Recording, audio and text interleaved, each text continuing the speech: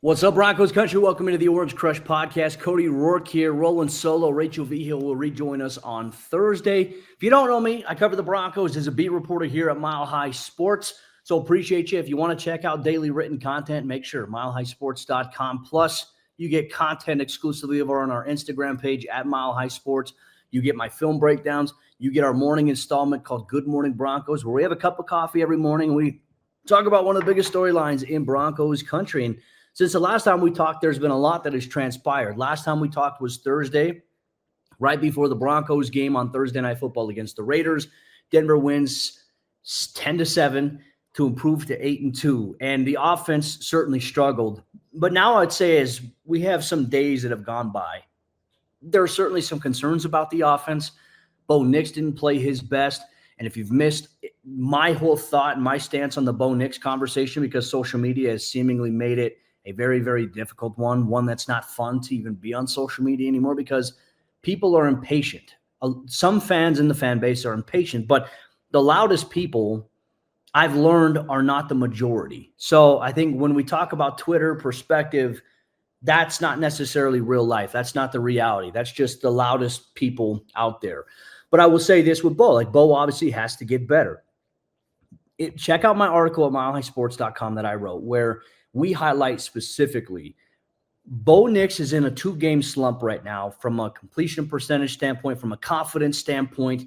But even with that, it's not necessarily as bad as we think. Now, I would say the mechanical stuff, the mental stuff that we're seeing impact the physical, that's stuff that absolutely has to get fixed. I don't think that, we can sit here and say like, hey, he's just going to keep doing what he's doing and everything's going to be fine. There's some tweaks that he's going to have to make, but it's not all on Bo Nix. And I think we have to have that conversation. For some reason, we can't criticize Bo Nix or say like, hey, like Bo has these things that he has to fix, because then people say, well, you're being negative. You're being too hard on Bo. I'm not. These are valid, fair critiques. And I also think it's not all on Bo. Like both of those things can be true. And for some reason, social media would have you think that it's either one or the other, that it can't be that blame can go around multiple facets of this offense. Bo's got his fair share of blame and things that he's going to have to fix. Sean Payton has his fair share of things and blame that things that he has to fix and adjust as a play caller going forward. And then certainly, the personnel and the pieces around this offense and obviously around Bo have to get better. They have to improve. Penalties are killing this team. 83 penalties by this Broncos team so far through 10 weeks of play. 42 of them are on the offensive side of the ball. So half of your penalties are setting the offense backwards. Well, then that changes what you do from a play calling operational standpoint, especially let's say it's 2nd and 20, 3rd and 20. I mean, we can go back to the Chargers game all the way, at the beginning of the season where the Broncos had 11 third and long situations there in that game. That is not winning football. That will not help you win. And Denver had a chance to win in that specific game there. So, look, I'd say after week 10 of play, we've seen some games around the NFL this week. We've seen Josh Allen lay a complete egg against the Miami Dolphins, who are an abysmal football team who traded away most of their good players. They kept a couple, including one player the Broncos had interest in Jalen Waddle. But then you look at Monday Night Football, where the Philadelphia Eagles win 10-7 over the Green Bay Packers in what was an ugly offensive slugfest of a game. So I just think that the NFL this year, look, you get some good performances from QB. Sam Darnold, man, he's lighting it up right now for the Seattle Seahawks. Matthew Stafford is lighting it up as well for the Los Angeles Rams. But you see just like there's not this consistency on a week-to-week basis from NFL QBs and even good ones, right? Like Patrick Mahomes one week will look terrible, and the next week he'll look good. Josh Allen looked great against the Kansas City Chiefs. This week he looked terrible against the Miami Dolphins. So the fact that we're sitting here and the social media conversation would have you thinking that, okay, hey, this guy's cooked, the Broncos should draft a quarterback, knock that stuff off. Like that is the most ridiculous thing that I have heard. It gets so frustrating. Look, I cover the team person, in Dove Valley. I'm around the team daily. And the thing I'd say that just frustrates me is that at times there is this large disconnect from what's going on at the team facility versus what fans and what people think are really going on. Like struggles are normal. Struggles are part of the whole entire ordeal for this Broncos team, for other NFL teams. And I would say that's something that we have to highlight here a little bit more. The team right now, they're sitting at 8-2. And I think the perception is like, all right, well, the offense is struggling like this. The team is at 8-2. They haven't played their best yet. So there is a chance that they can certainly turn it around. And yes, I think that there's valid critiques. And, and maybe questions. I would say questions is probably a more fair word here. There's valid questions about whether or not, if this team after 10 weeks offensively can't find a way to be consistent, will they find a way to get there this season? I think that's a fair question that Broncos country certainly should be asking. But I would say the issue that they could address primarily here to help the offense, I think you got to have better run-pass balance. For 2 consecutive weeks, the Broncos in the first half, they've had Bo Nix throw the football 15 times in the first half. How many times did the Broncos run in the first half against the Texans? How many times did they run in the first half against, obviously, the Las Vegas Raiders? 6 times in the first half of both of those games.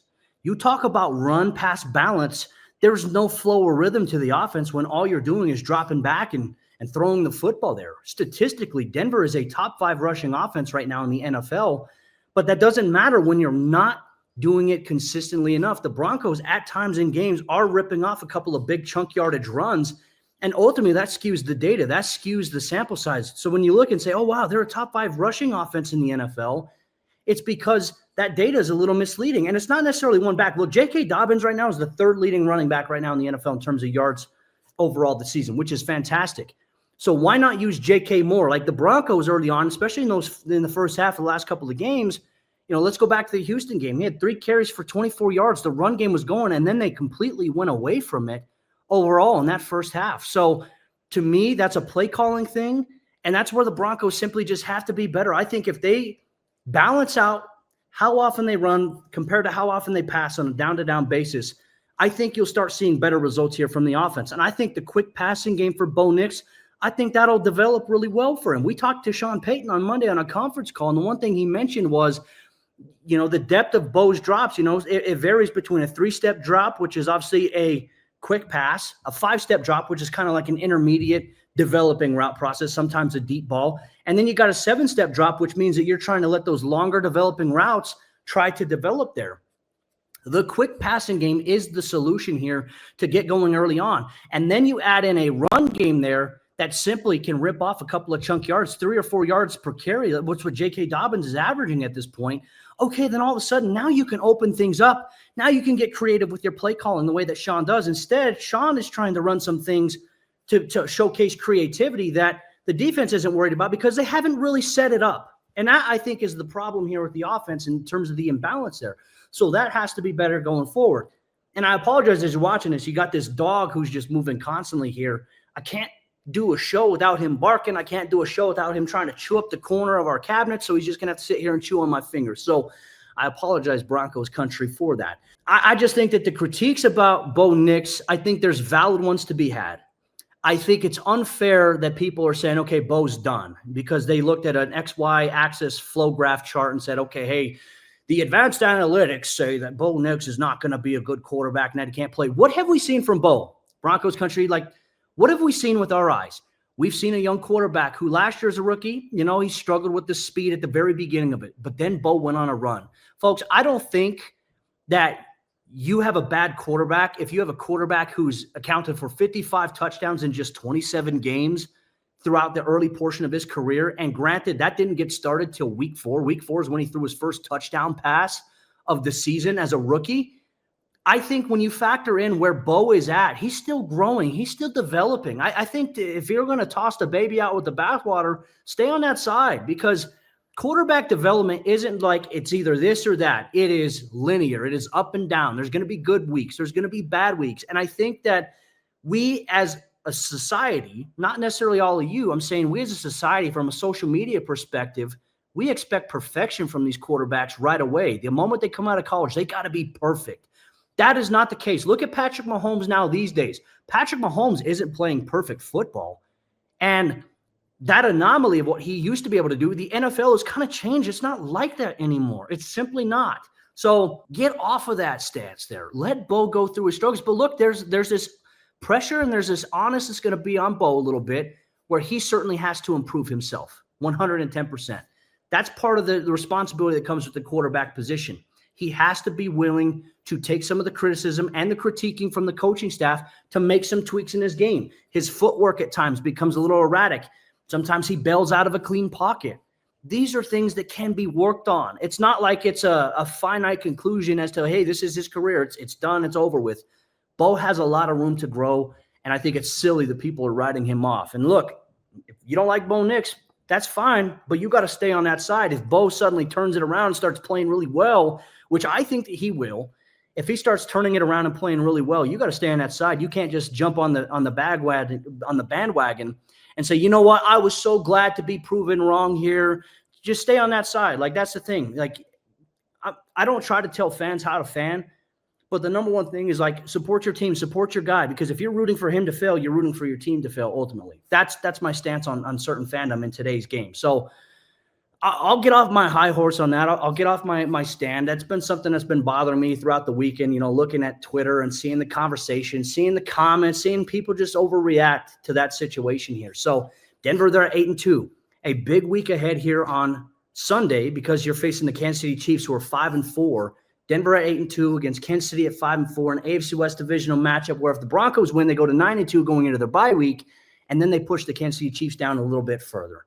To me, this is a huge opportunity. We'll see if they come out ready to respond this week. But following Thursday night's game, Broncos country, I was at the stadium.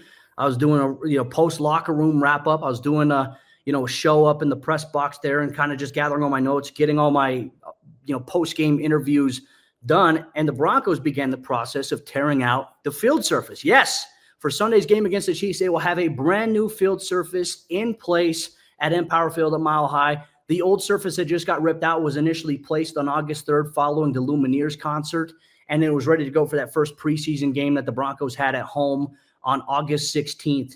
And they've had the field surface since then. There's been a lot of traffic. There's been a lot of wear and tear ultimately that has been going on. And now they're replacing the field surface for the second half stretch, including the Kansas City Chiefs game.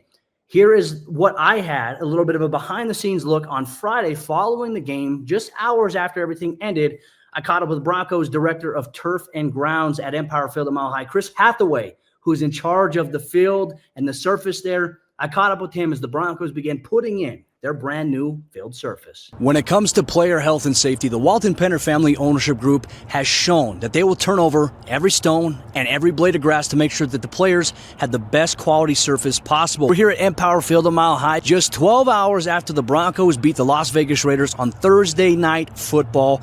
And when you come to next week's game, when the team hosts the Kansas City Chiefs in a big-time AFC West matchup, the Broncos are going to have a brand new field surface in place. We caught up with Chris Hathaway, the Director of Turf and Ground here at Empower Field at Mile High, because the Broncos' process of putting in a brand new playing surface for next week's game against the Chiefs is going to be the shortest turnaround time that they've ever had. 9 days to be exact to get the playing surface ready for a big-time AFC West matchup. Yep, so we started earlier in the week of getting stuff prepped for it. As soon as the game ended, we took out our irrigation heads so that we're able to cut first thing this morning. We also needed to take out the goalposts so they weren't in our way. So that took a couple hours after the game, got out of here about midnight so that they were able to start cutting at 6 a.m. this morning. So 6 a.m. this morning, they came in, started cutting. We were about halfway, 3 hours after in that 9 o'clock time frame. But yeah, big planning early, that we were able to get an early start ahead of today and just get all that stuff done in kind of in a timely fashion. I think it starts with preparation at the sod farm. So we've reserved this sod earlier this year. We have a great sod farm in Green Valley Turf that grows all our sod. So it really starts out there, making sure the quality's right. This sod's grown on plastic, so it's definitely strong, ready to handle NFL football players right away. But yeah, it's very quick. We typically like a couple of weeks before the team comes back and play on a new field. But with the way the schedule kind of landed, the weather, just a couple of different factors, we decided to do it after this game ahead of the Kansas City game next week. So we got a little bit of a longer week with playing on Thursday Night Football, and I just think it's just timing that went into it. But definitely super tight, but we can easily pull it off, and I think the field will play really well for the Kansas City game next week. Weather's definitely important and a big factor in all of this. The earlier you do it, obviously you got a little more sunlight. The angle of the sun isn't as low, so you're definitely getting a little more sunlight. We have a soil heat system under the field, so we're able to warm that soil up to kind of trick the grass to thinking it's more fall than kind of as we head into winter. But definitely doing it a little earlier in the year is always better. But we have a plan to take care of this this throughout the regular season and in the playoffs if we have to. So different kind of things. We're soil heat, growth tarps. We have we have growth lights as well. So we're giving the grass that extra sunlight that it's losing in the natural sunlight that it typically gets in September. So we're able to replace that. We cut out 1.5 inches of the old field. That's exactly the same thickness as the new sod's going to come in. So we come in, cut it out.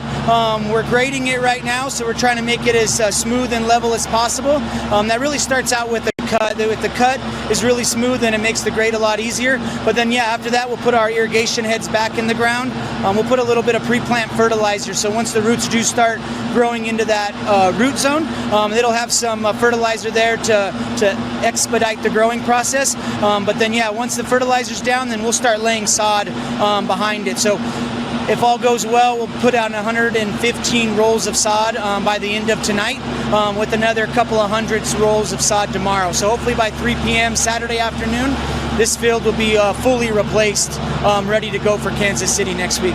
When you talk to players inside the locker room, the one thing that they talk about with this ownership group is their commitment to making sure that they have everything that they need, whether it's player recovery, a brand new playing surface. They are invested in helping this team win on and off the field, and that goes a long way when you talk about the ownership group's grade in the NFLPA annual survey. The players, they are highly invested in this ownership group as much as that ownership group is invested in them. And now you're seeing that here at Empower Field at Mile High, where they take care of the playing surface, and the hope is that that can continue as the Broncos look to make a postseason push and hopefully will host a playoff game on a brand new field surface. Love the insight that we got from Chris ultimately in Friday's interview with him. I think the finished product too, they were able to get it all in by Saturday, late afternoon. As you saw there, I mean, the field is immaculate. And wait till you see it on Sunday. I mean, there's going to be a lot of maintenance and a lot of TLC on the field that's obviously taking place throughout this week as they get it immaculate, I would say, immaculate for Sunday's game against Kansas City. So, I mean, obviously a big matchup here for the Broncos, AFC West matchup. Likely no Pat Surtain. And look, we talked about Alex Singleton obviously being out. He's not going to play in this game. Dre Greenlaw, Justin Sternad, those guys are going to get those opportunities to play. And I'm curious to see what Denver does from a depth perspective. Do they put Alex Singleton on injured reserve for at least 4 games? Do they bring up Lavelle Bailey? I'm curious of the approach here because even Karene Reed, the undrafted guy out of Utah who made the roster, he'd been playing a lot of special teams. He suffered a hamstring injury in Thursday's game against the Raiders and was ruled out pretty quickly after that. So Denver's linebacker depth is a little down right now. They could place him potentially on short-term IR, bring up Lavelle Bailey and or Jordan Turner, who's on the practice squad. Very curious to see how Denver goes about managing, obviously, the absence of Singleton. Look, this week against Mahomes, they've got Rashee Rice. They've got Xavier Worthy. Of course, you still have Travis Kelce. You still have Juju Smith-Schuster. They should be getting Isaiah Pacheco back. Kareem Hunt is still there. So this is going to be a tough test here for the Broncos defense this week. And we all know Pat Surtain not going to be playing in this game. Unfortunately, he's recovering from that pectoral injury. So there's just a lot of moving pieces here this week. But the Broncos have a really good opportunity to kind of change the narrative this week, right? Look, all the conversation about Bo, the offensive struggles, all that goes away if the Broncos come out and play really well against Kansas City this week. That's the hope. We're all hoping that's the case here because, hey, 8-2 is a unique spot. I don't think anybody had the Broncos at 8-2 in the preseason saying, hey, at this juncture, they're going to be tied for the best record in the NFL. I don't know if anyone had that on their bingo card. So enjoy it. This team at 8-2, as we know, has not yet played their best 60 minutes of football from an overall complementary standpoint. Offense, defense, special teams. The defense has been playing pretty well all season long. They're on a historic pace here with 46 sacks through 10 weeks of play. They had 63 total last year, and we're not even fully halfway through the season. So I'd say when you look at where this team is at, they're in a better spot than most people would believe here. So Broncos country, if the offense can turn it around, this team can be scary. But that's the question. Will they turn it around? We'll catch up with you on Thursday for Orange Crush. We do a little bit of a deeper dive into the Chiefs matchup. We'll go through the injury report this week, some of the biggest storylines coming out of practice. Obviously on Wednesday, Rachel Vigil, myself, will have you covered here at Mile High Sports.